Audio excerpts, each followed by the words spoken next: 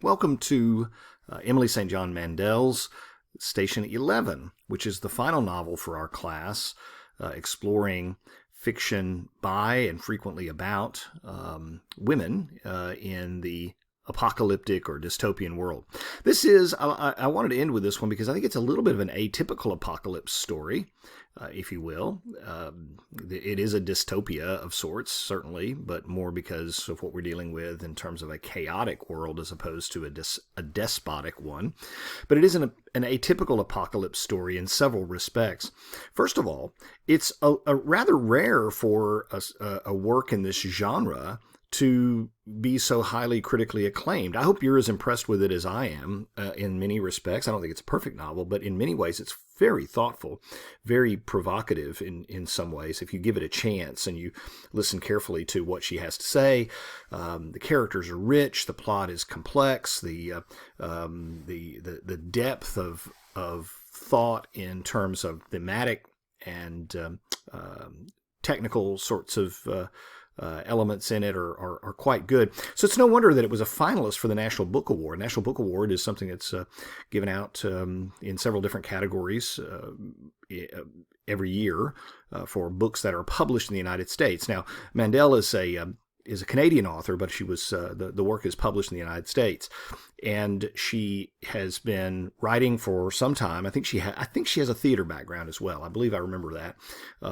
You can look it up. Obviously, she's given a number of interviews, and so I would not hesitate if I were you to go on YouTube or Google her and see what she has to say. She's quite prolific. She's written a number of different novels and is quite open about what she's trying to accomplish in her work and what drew her to write about certain things. This was her first, and I believe so far her only, dystopian apocalyptic novel. She's written some others that I have not read yet, but I probably will pick them up after this because I think this is quite an interesting read. What drew me to it and what does continue to fascinate me about it is that she's creating essentially three worlds in one novel.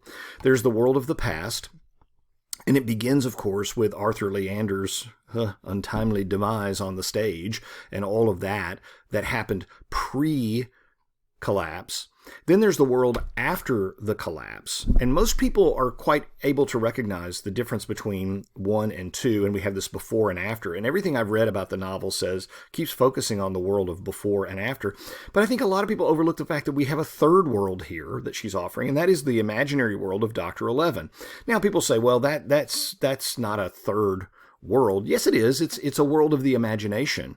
And it draws people from both sides of the Great Divide in terms of pre and post collapse. So it's the one world that endures. And I think that's important. I think about that for a moment. This is an imaginary world, of course, created by Miranda, and it survives the collapse. And it not only was the source of great fascination and enduring attention for Miranda before the collapse, but it continues to be so of Kirsten after the collapse. So it's the one world that survives, and it is itself an apocalyptic story. Okay, so there's lots of layers to this. I think it's kind of interesting. So when you read some criticism out there, you don't need to, because I think you can understand the storyline as best as anybody else. But if you do, you'll hear people say, well, there's a pre-collapse and post-collapse worlds. No, there's not. There's a third world. And in our next and final sort of installment on this, we'll talk a little bit more about the imaginary world of Dr. Eleven and what that's trying to tell us and why that's in there and everything. I mean, she names the thing after the artificial world that has been created by Dr. Eleven and the others, and that's inhabited by them, and how problematic it is. So just to recap just a bit real quickly, an event synopsis, if you will, a synopsis of the event that sort of drives the story. The Georgia flu destroys the vast majority of the population, with remnants of survivors sort of here and there.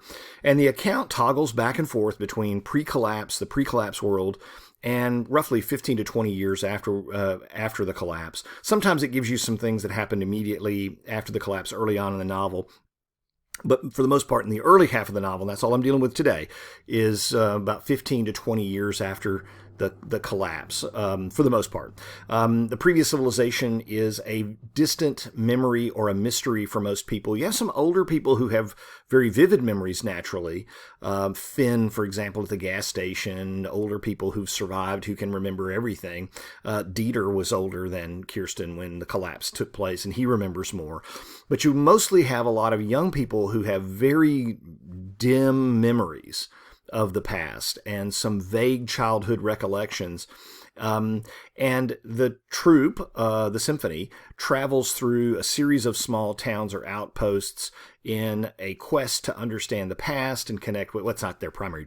I mean, their primary job is to perform, but you see that there is, for each character, this quest to understand the past and connect with it, as well as a typical sort of Odyssey quest, going town to town to arrive at a particular destination. Now, before we go any further, I'm going to tell you that what I've been noticing is, or suspecting, is that people are not listening to this entire lecture. They're just going straight to the end to answer the quiz questions and then going to answer the discussion question. So I'm going to drop the 3 quiz questions into the middle of this thing, sort of like little verbal Easter eggs, okay? So I'm not going to put it in the text. You're going to have to find it. So only people who've listened to the whole text, whole lecture, are going to pick up the 3 quiz questions. Your first quiz question is this one. The phrase, survival is insufficient. Where did that come from? Where did that come from? And secondly, where do we see it? Who uses it and where? Survival is insufficient is a phrase that you see in this novel. Where does it come from? Where's it drawn from? Okay? And where do you see it occur in the first half of the novel? Okay? Stay tuned for some other quiz questions as we go along. All right? So as we dive right into it, we see that I see anyway that Mandel is an accomplished and experienced professional writer. Consider for just a moment all the things that we've read so far, some of the other novels that maybe you've read that are contemporary novels. Look at the character development and the complex plot line. The character development is generally quite rich, especially with the main characters, maybe not so much with the secondary characters, but you walk away with a very clear understanding of who Kirsten is and who Alexander is and who Chris is and all of these different people. Even Miranda and the others, you really get a sense of what motivates them. You know, they're conflicted characters, they're multifaceted characters. The plot line is really interesting and intriguing because do you see how she loops things back around and connects plot points? It's only about, 50, 75, I don't know how many, 100 pages into the novel. And you're going, and you didn't see the fact that Miranda was the one who was the creator of the comics, Dr. 11. And then you say, oh, okay, connection, right? You see the connection of Kirsten receiving I call it the snow globe, whatever it is, the paperweight, and where it came from Chris, right? And then later on, you wonder, you're given this little nugget that Jivan is someone who has searched for a career. He finally becomes an EMT, finds his calling, etc. But he was various things, bartender, paparazzi. You kind of file that way away and forget it until the night that Miranda comes out at the end of the party and walks across the street and chats with him. And then you find out, oh, it's Jivan. There he is again, right? So she's very good at this. She can weave sort of like a tapestry, little threads here and there, and they connect back up with each other. That's a sign of an author who really is in charge of her text. It's really nice to see her do that. These are some surprising twists and turns in the plot, and they only get better as the novel goes on. So this is pretty good stuff. This is not pulp fiction. You know, she's trying to elevate the genre of apocalyptic or dystopian fiction to serious literature, I think. And I think she's pulling it off. Just as I think The Hunger Games is seen as pop culture literature when it probably deserves a little bit greater critical acclaim for what it's trying to accomplish. I'm not going to say that Collins is as good a writer as Mandel, but it's worthy of greater respect than it's gotten as just being this pop fiction sort of thing. That's another story, though. So what we were presented with here is this very sad, backward-looking world where the past is sort of a dim and fading place and culture is struggling to survive. The analogy that would be very good would be sort of after the fall of the Roman Empire. Those of you who are big Western history buffs, I know it's like me and maybe one other person or so, but I love history, and I love looking at Western history, especially following the fall of the Roman Empire.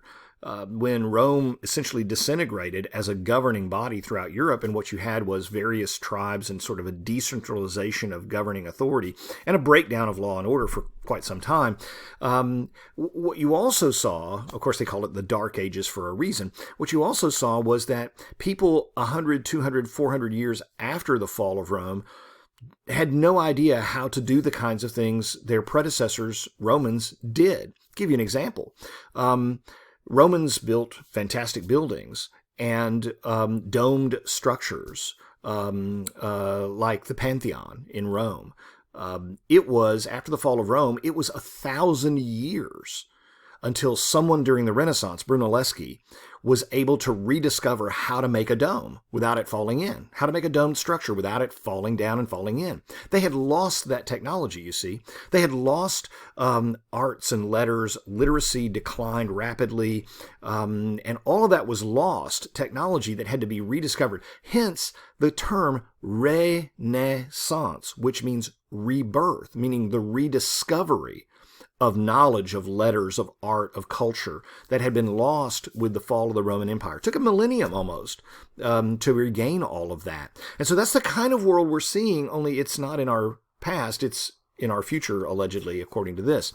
The traveling troupe it sort of makes for an interesting vehicle for doing some interesting things. You kind of see lots of great authors do this. Notice Chaucer in the Canterbury Tales did this. He had a traveling group of people. They weren't all performers and they weren't all best buddies, but you still, it's a great vehicle because their travels through the frequently dangerous countryside and through the small towns that still exist and are clinging on to existence, their travels allow you to take a tour, if you will, of this post-apocalyptic world. What's it look like? Okay, in a way that if you just had, a family that was stuck in one small town, they wouldn't be able to do that. So that, and by the way, that's why a lot of these apocalyptic or dystopian works require you almost to go along on a journey someplace, a quest, because that's the way the author is going to show you what the world looks like after this horrible event. Otherwise, you're just like, people just sat around in a village and played in the mud all day.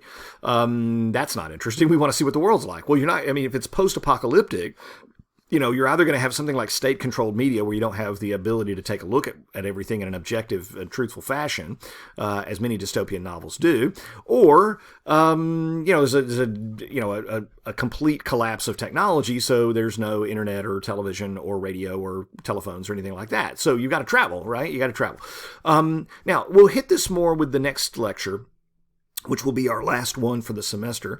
Dr. Eleven's world. It's a world of loneliness, of longing, right? Of living in exile from a destroyed world of the past. Now, of course, Earth has been occupied by aliens, etc., and these folks skedaddle out of there.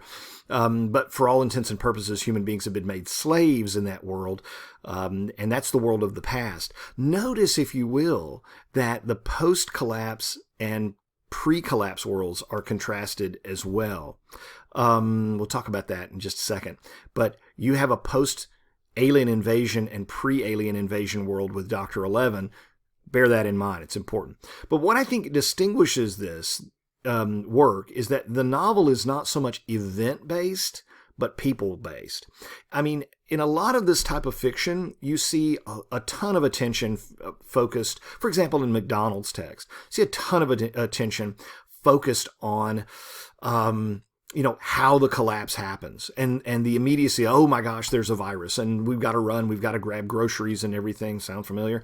We're being attacked by aliens and what do we do, et cetera. And the event itself takes center stage and it's all about whether the characters can survive the event.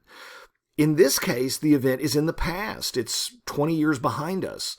And so it's not really about the event. It's really kind of trying to unfold not so much the catastrophe itself, but the impact that it had on people's lives, right? Most of that catastrophe is in the past. We piece it together as Kirsten does. We have to kind of put it together and say, what happened? What happened? And that's given to us bit by bit by bit as the novel goes along, just as Kirsten has to discover bit by bit what happened, okay? But it's what's center stage in the novel isn't so much the event, but people's lives and how the event impacted their lives for better or worse, or what their lives were like before versus what they were like after.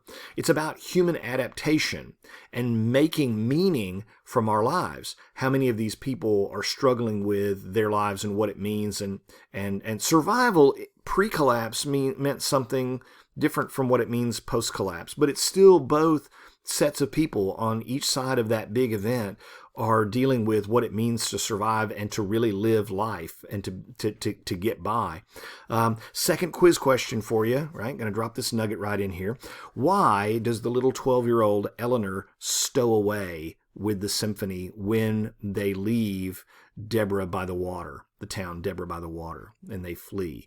Why does Eleanor stow away with them? She's the little 12-year-old that stows away with them when they leave Deborah by the water after their performance of King Lear. Okay, so that's quiz question number 2. Okay, there'll be a third one here. Hang loose. Okay, so one of the things that I want to also kind of emphasize that I think makes the novel a very appealing piece is the frenetic, shallow banality, Google them, frenetic, shallow banality of pre-collapse life versus the quiet but tense and dangerous post-collapse life. Okay, so let me set this up. That pre-collapse, you have people like Arthur and Elizabeth and Miranda and Chris and all of these folks who are living lives that they feel are meaningless and shallow, right? And banal, just meaningless and boring. But ironically, those lives are at a very fast pace. Right? Change happens really rapidly. People move from relationship to relationship, from place to place. They live in Los Angeles. They live in Toronto. They live in Chicago. They live in New York. Right? Moving, fast, changing, trying to get ahead. And then they have that moment of crisis periodically from time to time, just as Chris does after he does the 360 and he talks to Dahlia, the woman with the Texas accent who seems to have her boss Dan's life pretty well summed up, that the life you're living is an empty and meaningless one because you don't know what you're living for. You're not pursuing your passion. You're not pursuing what you want. We have characters like Miranda who are trying to do that. They're trying to do that, but they find it very, very difficult to do it. She knows what she wants to do. She knows what gives her a sense of fulfillment, but she finds it very difficult to be able to do that because people either are in the way of that, or she can't balance that with other things that she'd like to achieve. But pre-collapse, you have people living this fast-paced but largely meaningless, achievement conveyor belt kind of life, which when they stop for just a brief second, in moments of reflection on their own, they say, my gosh, my life is just a joke. I'm not happy. I'm not happy with what I'm doing here. I'm doing all the things that people expect me to do to be successful, in quotation marks, but I don't feel like my life is worthwhile. That is contrasted starkly with the post-collapse world, where life is tense and dangerous, but a certain type of reconnection has happened with the basics of nature, for example, and human relationships. People write each other notes. People write each other poetry, right? They put poems on scraps of paper and put them in people's pockets for them to find. They have meaningful conversations. They listen to the birds. They enjoy sunsets and stars. But of course, all the while they're doing this, every time they get a chance, they're trying to remember and imagine what was it like back then when they had air conditioning. Okay? And it shows that even post-collapse, life is simplified and quiet and there's beauty, but there's still a sense of dissatisfaction and danger and tension. People on both sides of that divide need meaning in their lives. Ta-da! We're getting to a big theme here, and I think it's a really important theme. Think about it for a moment, that the people on both sides of this catastrophic event, before the event and after the event, have their own set of problems. So what does that mean about the event? What does that mean about the two very different worlds? Human nature hasn't changed. Circumstances have. Circumstances have changed abruptly and dramatically and catastrophically, but human beings are still in search of something for their lives. They still have challenges. They still have to find out what this is all about, and that is very difficult. Third quiz question for you. Who are Arthur Leander's letters to V addressed to? The book comes out just before the collapse. Kirsten gets a copy from her mother. These are a collection of letters. Chris and Elizabeth are both freaked out. Oh my gosh, what did he say about us in those letters? Arthur doesn't even give permission, it would appear, to publish these letters, but they're a collection of his letters to V. Who's V? Who are they addressed to? Who's V? Okay.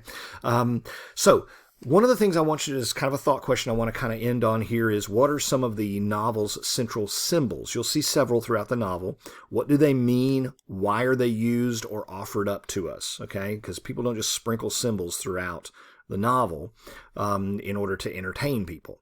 A second thing, so in addition to the symbolism, I want you to be tuned into that, see what you see there, and offer your thoughts on it. Why are they used and offered to us? What's the